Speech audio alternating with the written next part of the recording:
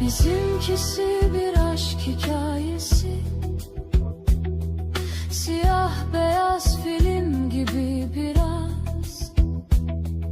Hüzünlü sonbahar kapısından çıkmak gibi aydınlığa biraz. Bizimkisi bir aşk hikayesi, siyah beyaz film gibi biraz. Ateşle su, dikenle gül gibi.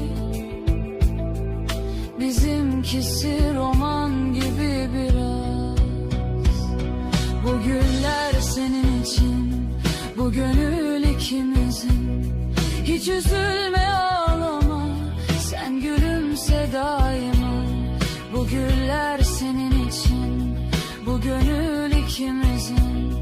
Hiç üzülme, ağlama, sen gülümse daima.